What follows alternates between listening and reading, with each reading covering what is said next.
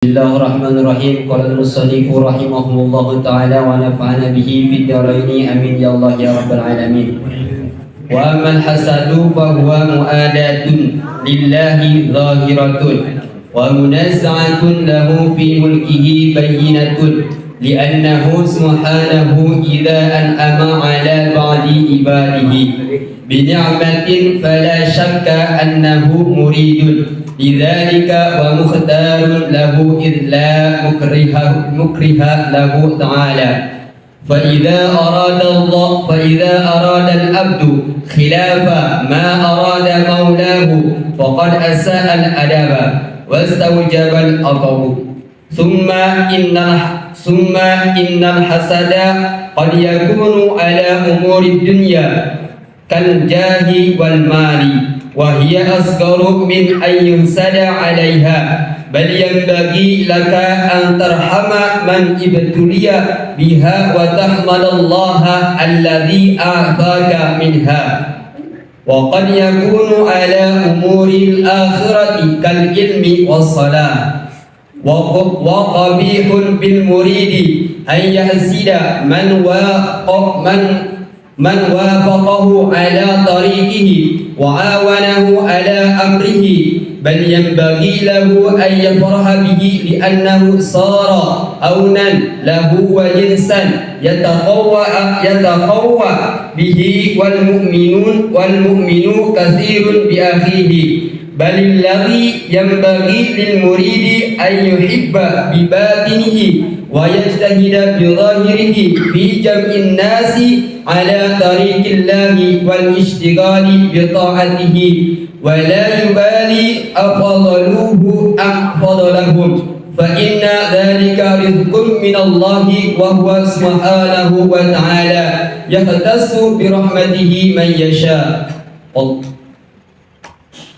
وفي القلب أخلاق كثير مذمومة لم يذكرها حرصا على الإيجاز وقد نبهنا على أمهاتها وأم الجميع وأصلها ومغرشها حب الدنيا وحبها رأس كل خطيئة كما ورد وإذا سلم القلب منه فقد صلح وصفى وتنور وطاب وتأهل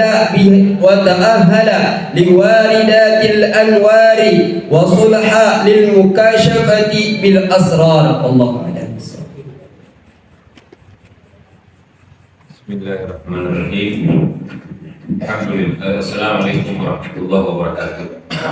Alhamdulillah wassalatu wassalamu ala sayyidina Rasulillah Muhammad ibn Abdillah wa ala alihi wa sahbihi wa man wala. Subhanaka la ilma lana illa ma 'allamtana innaka antal alimul hakim. Rabbi shrah li sadri wa yassir li amri wa hlul 'uqdatam min lisani yafqahu qawli amma ba'd. Alhamdulillah, segala puji kehadirat Allah Subhanahu wa taala. Kita semua masih kembali dipertemukan di dalam perkumpulan yang insyaallah perkumpulan yang dimuliakan Allah Subhanahu wa taala. Siapa orang yang keluar untuk mencari ilmu, kata Rasulullah SAW, maka langkah dia itu untuk menuju ke surganya Allah akan dipermudah. Man salaka tariqan yaltamisu fihi ilman sahalallahu lahu tariqan ila jannah, kama qala sallallahu alaihi wasallam. Maka niatkan, tujuan kita di sini adalah untuk kita mendekatkan diri kepada Allah. Maka semoga dengan niat itu Allah mudahkan langkah kita untuk menuju ke dalam surganya Allah Subhanahu wa taala. Kita lanjutkan pembahasan kita, bahwa di pertemuan yang lalu kita sudah membahas tentang dua penyakit hati. Dua penyakit hati. Yang pertama adalah sombong dan riya. Yang kedua adalah riya. Sombong itu adalah menolak kebenaran dan meremehkan orang lain, merasa dirinya lebih daripada orang lain dengan merendahkan orang lain. Maka ini adalah sifat dari sifatnya iblis. Jauhi hal yang begitu. Penyakit hati ini, kadang-kadang kita punya kedudukan sedikit, kita punya kelebihan sedikit, kadang di dalam hati kita juga keluar tuh sifat sombong seperti itu. Kenapa saya tidak dihargai? Padahal saya adalah sudah keluar tuh, sudah keluar. Padahal saya adalah sudah merasa keakuan dirinya itu terusik. Maka saya kan Ibu RT, saya adalah kepala desa, saya adalah pengajar, saya adalah ustadz. Ini yang paling susah ini kan yang di depan. Kalau masalah-masalah begini, penyakit hati ini paling gampang menjangkiti orang-orang yang model-model begini deh. Karena mereka dikenal sama orang, pejabat pemerintah, RT, RW, kelurahan, itu paling gampang tuh kena penyakit sombong. Maka, tapi bukan berarti yang dengar juga nggak mungkin kena. Sama-sama kita punya kena, resikonya ada. Tapi tujuan kita belajar ini bukan kita untuk menilai orang lain, tapi ya kita nilai diri kita sendiri. Kita nilai diri kita sendiri. Kalau ada celah untuk dia masuk, perbaiki. Ini kita tahu, kita belajar supaya kita, kalau kita salah, kita tahu jalan buat balik. Kan enaknya orang belajar begitu. Kalau dia salah, dia tahu jalan buat baliknya. Tapi kalau orang nggak belajar, dia nggak tahu sampai mana dia tersesat. Terus mau baliknya terus bagaimana? Dia tahu dia tersesat aja enggak. Terus gimana cara baliknya untuk menuju kepada Allah? Nah, makanya penting untuk kita belajar. Yang kedua adalah sifat riya. Riya itu berbuat sesuatu karena makhluk. Karena makhluk. Bukan sekedar, bukan karena Allah aja, tapi karena makhluk. Jadi kita melakukan sesuatu karena makhluk itu riya. Kita meninggalkan sesuatu karena makhluk itu juga riya. Dibilang, saya kalau kita meninggalkan melakukan sesuatu karena orang itu kan udah umum. Saya pengen dapat kedudukan, pengen dapat ini, pengen. Jadi dia ingin menonjolkan diri supaya dilihat sama orang, supaya dapat pujiannya orang, supaya dapat segala macam dari orang. Itu riya standar. Tapi kalau dia menghindari sesuatu karena pandangan orang juga, itu juga bagian dari dia. Ada orang ninggalin, kalau saya melakukan maksiat ini, gimana pandangan orang teman saya? Dia meninggalkan maksiat bukan karena Allah, tapi karena takut sama pandangan orang, jadi jelek namanya. Jadi segala macam. Meninggalkan sesuatu karena makhluk, itu juga bagian daripada riya. Makanya segala sesuatu tujuan daripada selain Allah itu adalah bagian daripada riya. Nah, nanti kita telaah diri kita. Kita datang ke majelis biar apa? Kita melakukan sholat kita buat apa? Kita bekerja buat apa? Kita sekolah buat apa? Kita berbakti sama orang tua kita buat apa? Segala macam amal perbuatan kita, coba kita telaah lagi. Tujuannya buat apa sebetulnya? Untuk Allah kan? Atau untuk selain daripada Allah? Nah, itu yang perlu kita koreksi bersama diri kita. Memang luka itu kan kalau diobatin perih. Ya, ini kita jangan takut merasa perih. Kalau emang kita hati kita penuh luka, penuh luka lah ya. Ya kalau kena yang begini-begini kudu diobatin, ngerasa nggak nyaman, ngerasa nggak enak. Itu justru bagus. Karena kalau udah nggak berasa berarti udah mati nih. Ya. Wa amal hasadu, kita lanjutkan. Sedangkan hasad, sifat hasad. Apa itu sifat hasad? Definisinya hasad ini dia tidak menerima, tidak terima kalau ada kenikmatan yang Allah berikan kepada orang lain. Kenikmatan itu lebih utama dari kenikmatan yang dia punya, yang dikasih Allah ke dia, dan dia pengen kenikmatan itu dicabut dari orang itu. Tapi pengennya itu buat saya, nggak mau, jangan orang lain. Ini bagian juga dari sifat buruk hati yang lain tadi. Kalau riya kan tujuannya makhluk. Kalau sombong merasa dirinya lebih. Kalau hasad, ada orang yang lebih pintar dari dia misalnya. Ada orang lebih pintar dari dia. Ya nggak pantas, saya belajar ini lebih tekun kok. Ini Allah salah kasih. Harusnya itu kenikmatan itu. Yang lebih pintar dipandang sama orang begini begitu. Itu harusnya bukan dia, saya. Nah itu bagian daripada sifat hasad, iri hati gitu ya. Dan dikatakan bahwa mu'adatun lillahi dhahirah. Ini adalah peperangan terhadap Allah secara terang-terangan. Dia perangnya bukan sama makhluk itu lagi, bukan sama orang-orang lagi, tapi dia perangnya sama Allah Subhanahu wa Ta'ala. Kenapa kok bisa begitu? Itu juga dikatakan wa munaza'atun lahu fi mulkihi bayyinah. Dan itu juga pemberontakan di dalam kerajaan kekuasaannya Allah Subhanahu wa Ta'ala secara terang-terangan. Dia memberontak memandangkan perang terhadap Allah Subhanahu wa Ta'ala. Kenapa?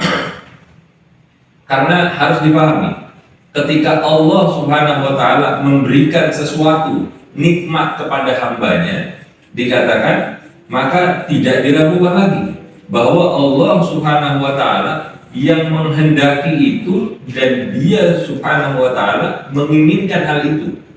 Kalau kenikmatan itu dikasih sama orang, ya berarti memang Allah menginginkan kenikmatan itu. Karena tadi dikatakan kalau di dalam bahasa, di dalam apa itu istilahnya, ada ininya orang Arab, ana urid anta turid wallahu yaf'al ma yurid. Saya punya keinginan, Anda juga pasti punya keinginan. Tapi yang berjalan itu keinginan siapa? Keinginan saya atau keinginan Anda? Belum tentu antara keinginan kita. Tapi Allah Subhanahu wa Ta'ala menjalankan keinginan. Boleh jadi keinginan kita sesuai sama keinginan Allah, boleh jadi keinginan Anda yang sesuai sama keinginan Allah. Bukan karena kita lebih. Kalau keinginan saya yang terjadi, kemudian saya merasa lebih dari Anda, nggak boleh begitu. Kalau keinginan Anda yang terjadi, Anda merasa lebih disayang sama Allah segala macam daripada saya, nggak bisa juga. Karena kita ini cuma sama-sama punya keinginan. Yang menjalankan keinginan itu adalah Allah Subhanahu wa Ta'ala. Dan Allah kalau sudah memberikan ketentuannya, maka memang berarti Allah menghendaki hal itu terjadi. Karena nggak ada yang bisa memaksakan kehendak daripada Allah Subhanahu wa Ta'ala. Nggak ada orang yang bisa memaksakan kehendak. Kita cuma bisa minta merengek sama Allah Subhanahu wa Ta'ala. Kalau dari sisi pandang makhluk, kata Sayyidina Ali, kita minta sama Allah. Kalau apa yang kita minta dikasih sama Allah, ya kita bersyukur. Kalau apa yang kita minta nggak dikasih sama Allah, ya kita harus lebih bersyukur. Kok bisa? Iya, karena Allah sudah memperhitungkan yang terbaik buat hambanya. Allah sudah memperhitungkan yang terbaik buat hambanya. Apapun yang terjadi sama kita, nggak ada ruginya kita berdoa. Kita berdoa, Allah kasih, Allah nggak kasih, itu adalah yang terbaik yang Allah tetapkan. Itu yang terbaik yang Allah tetapkan. Maka jangan pelit-pelit waktu berdoa. Minta yang banyak, yang bagus sama Allah Subhanahu wa Ta'ala. Pasti Allah kasih. Ud'uni astajib lakum, kata Allah Subhanahu wa Ta'ala di dalam Al-Quran. Minta kepadaku, pasti aku kabulkan. Allah mungkin nggak berdusta? Nggak mungkin. Jadi kalau kita minta sama Allah, keinginan kita seolah-olah tidak terjadi, jangan punya pikiran buruk sama Allah. Allah sedang menetapkan yang terbaik sama kita. Kalau kita relakan apa yang kita minta, ya mungkin kita udah minta. Adab kita sama Allah Subhanahu wa Ta'ala sudah kita jalankan. Tinggal di mana ketetapannya Allah, relain aja udah, mengalir. Enak hidup gitu. Nggak ada pusing minta duit 1 juta, ya Allah nggak kasih. Ya sudah. Kalau Allah nggak kasih saat itu artinya yang terbaik buat kita. Terus ntar kita bagaimana hidupnya? Udah biarin aja. Kita nggak usah terlalu pikirin banyak tentang hidup kita, karena Allah yang ngatur hidup kita. Nggak usah tentang masalah duit. Itu jantung itu bisa berdetak, Allah yang ngatur. Kita nggak pernah pusing. Ginjal kita bisa bekerja, kita nggak bersyukur sama Allah. Paru-paru kita bisa bekerja, kita nggak bersyukur sama Allah. Jantung kita, darah kita bisa ngalir, otak kita bisa. Kita nggak pernah ngurusi itu, kita nggak pernah minta soal itu. Tapi Allah menetapkan bahwa itu tetap berjalan. Jadi sekedar duit 1 juta mah nggak ada urusan. Kalau ente mau jual ginjal ente 1 juta, mau nggak? Nggak mau kan? Mahal ginjal itu. Mau dijual berapa pun, 1 mata ya, 1 mata. Jual sama mau enggak? Miliar. 1 miliar. Ada yang mau? Enggak. Kalau Allah sudah menghendaki ketetapannya terjadi, maka pasti terjadi. Mau itu dikasih sama kita, mau itu dikasih sama orang, nggak usah ngiri gitu, nggak usah dengki, nggak usah hasad, jangan punya sifat hasud. Dan orang ketika dia tidak setuju dengan ketetapannya Allah, artinya ini dia sedang memandangkan perang kepada Allah Subhanahu wa Ta'ala di dalam kerajaannya Allah, memberontak dia terhadap ketetapan dari Allah Subhanahu wa Ta'ala. Saya mau tanya, kalau kita nih punya perusahaan, ini anak buah kita nih, kita yang gaji, kita kasih makan, kita kasih tempat, kita hidupin dia. Terus tiba-tiba kita perintah dia untuk bekerja sesuai dengan pekerjaannya. Kemudian dia membangkang sama kita. Kira-kira kita apain? Pecat. Mau dipecat sama Allah. Nah, orang yang punya sifat hasad itu kurang lebihnya itu seperti itu. Misalnya, Allah kasih dia kehidupan, Allah kasih dia rezeki, hidup di buminya Allah, bernafas dengan segala sesuatu yang Allah berikan. Ketika Allah menetapkan sesuatu, dia nggak terima, dia hasad, punya sifat hasad. Maka orang itu menginginkan sesuatu dengan berlawanan dengan apa yang diinginkan oleh Allah Subhanahu wa Ta'ala, maka dia, orang itu sudah punya adab yang buruk kepada Allah, dan dipastikan orang seperti itu kalau dipelihara terus dia nggak tobat akan mendapatkan kebinasaan. Ini sama seperti sifatnya orang-orang Yahudi. Mereka tahu, orang-orang Nasrani, mereka tahu tentang Nabi akhir zaman. Dibilang itu di dalam Al-Quran dibilang mereka itu mengenali tanda-tanda Nabi akhir zaman lebih daripada mereka mengenali anaknya sendiri. Anak kita kan kita tahu ini tanggal lahirnya di mana, ini kebiasaannya bagaimana, kulitnya kayak apa, hidungnya kayak gimana, matanya kayak gimana. Kita kan tahu semua. Kita tahu. Mereka itu mengenali Nabi akhir zaman lebih daripada pengenalan mereka terhadap anak mereka sendiri. Di dalam tafsir itu dibilang 12 lembar bolak-balik ciri-ciri Nabi akhir zaman. Bagaimana mereka nggak kenal? Tapi begitu mereka tahu bahwa yang menjadi Nabi akhir zaman bukan dari golongan bangsa Yahudi, tapi dari bangsa Arab, itu mereka menolak dengan serta-merta. Padahal tandanya jelas. Mereka punya sifat hasad. Makanya ini sifat hasad ini buruk kalau bisa kalau dipelihara itu buruk. Kalau bisa dihilangkan. Dan dikatakan itu ya, Harus dihilangkan. harus dihilangkan. Dikikis sedikit-sedikit. Kalau nggak bisa 100% sedikit-sedikit. Yang penting ada usaha kita. Usaha kita yang sedikit itu, kalau kita punya dosa 100, kita punya usaha sedikit, keluar 1-2 penyakitnya, tinggal sisa 98. Misalnya. Kita dibakar 100 sampai 98, mendingan mana? Dengan 98 misalnya. Tapi ya kita minta supaya nggak dibakar sebetulnya. Tapi dibandingkan yang 100, dibakar 98 itu jauh lebih utama. Waktu Rasulullah SAW menerangkan tentang orang yang terakhir keluar dari neraka jahanam, itu Sayyidina Umar menangis, dia minta, ya Allah semoga saya adalah orang yang terakhir. Maksudnya minimal jadi orang yang terakhir keluar dari neraka. Jangan orang yang tetap ada di dalam neraka. Punya harapan terus, walaupun sedikit, tapi minimal punya harapan. Karena yang sedikit itu tetap dihargai sama Allah Subhanahu wa Ta'ala. Biar kata kita punya iman sebiji zarah, diselamatkan sama Rasulullah SAW. Diselamatkan, dikenal kita gara-gara amal kita yang sedikit tadi, yang kita anggap kecil. Tapi minimal itu. Kita usaha, kita kikis dikit-dikit. Kita punya maksiat mata, kita kikis dikit-dikit. Kita punya maksiat hati, kita kikis sedikit-sedikit.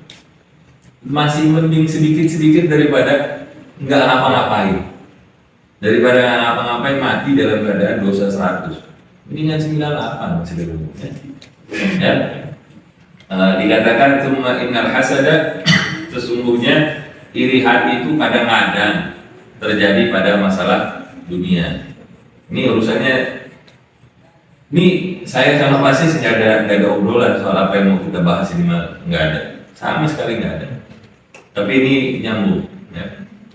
Iri hati itu kadang-kadang terjadi pada masalah-masalah dunia, urusan kedudukan, urusan harta, dan itu kadang menggelapkan mata kita, sehingga kita main terabas saja. Wah, ini saya yang sudah usaha mati-matian untuk dapetin pekerjaan, kenapa dikasihnya ke orang? Akhirnya dia dengan segala caranya dia berusaha untuk mengambil haknya orang lain itu, gara-gara sifat iri hati tadi itu. Padahal dunia itu dikatakan di sini wa hiya asgharu min an yuhsada 'alaiha. Bahkan padahal dunia itu kecil. Orang kalau mau iri hati, ya jangan sama dunia. Ini dunia ini kecil, lebih ringan daripada sebelah sayap nyamuk. Di mata Allah Subhanahu wa Ta'ala, dalam pandangannya Allah, dunia ini kecil. Tapi ya manusia banyak yang tertipu dengan yang kecil itu tadi ya. Ya ini kita ya, kita nggak bicara orang lain, kita lihat diri kita, begitu nggak dengan kita. Bahkan dikatakan seharusnya kita itu mengasihani siapapun yang diuji dengan dunia. Ada ujian sama dunia ini bukan cuma miskin doang.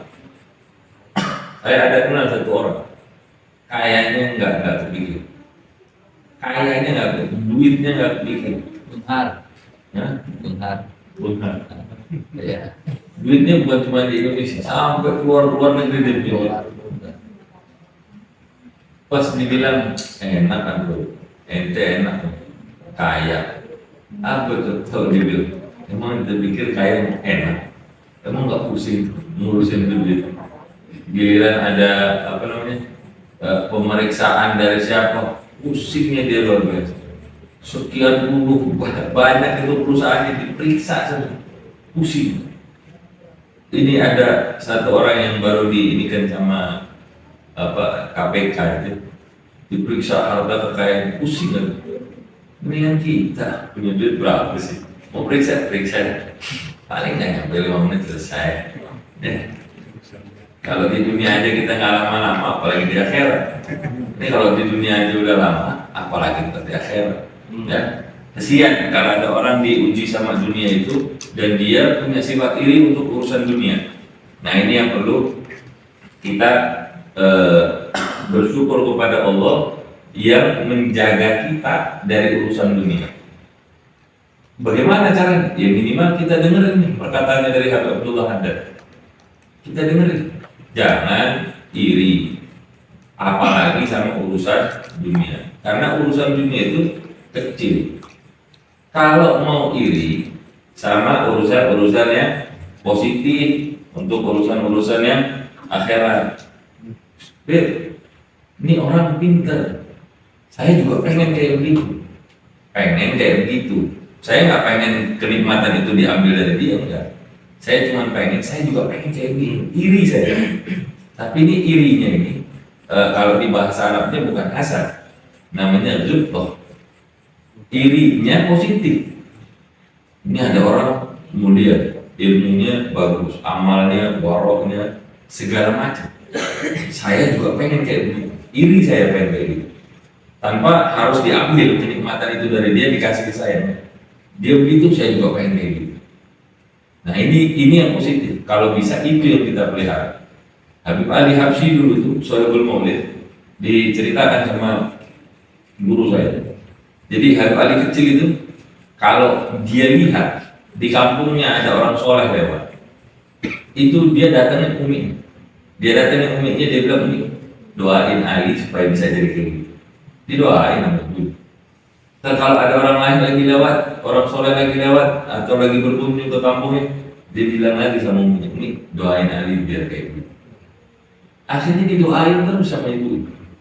Jadinya apa? Ya, jadinya orang yang kita kenal seperti saat ini.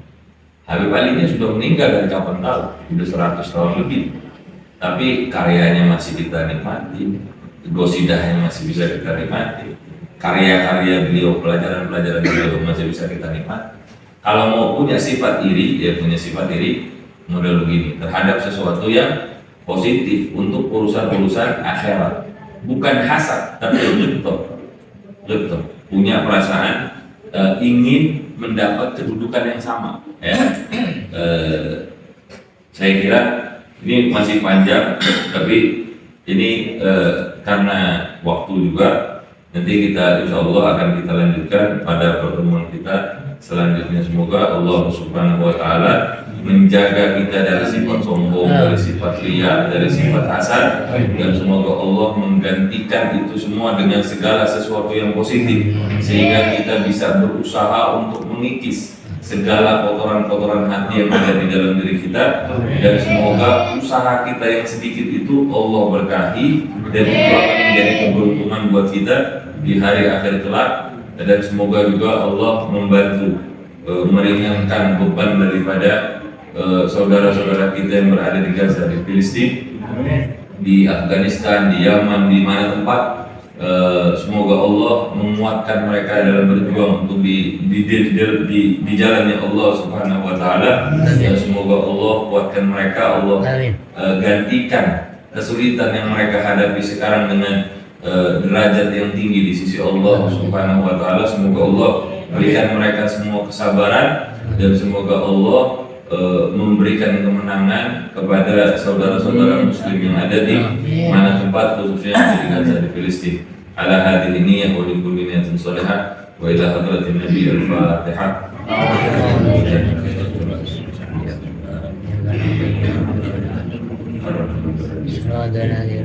Iya kan. Alaihim ghairil maghdubi alaihim waladdallin. Amin. Ya Rabbana bi annana tarabna wa annana asrafna وارزق علينا توبة تغسل بكل حوبة واستر لنا عوراتي وأمن الرعاة واغفر لوالدينا ربي ومولودينا والأهل والإخوان وسائر الخلان وكل ذي محبة أو جيرة أو صحبة والمسلمين أجمع آمين ربي اسمع فضلا وجودا منا لا باكتساب منا بالمصطفى رسولي نحو بكل سوء صلى وسلم ربي عليه عد الحب وآله وصحبه عناية في الصحب والحمد لله بالبدء والتنادي. سبحانك اللهم وبحمدك أشهد أن لا إله إلا أنت أستغفرك وأتوب إليك. Kurang lebihnya dari saya mohon maaf. Wassalamualaikum warahmatullahi wabarakatuh.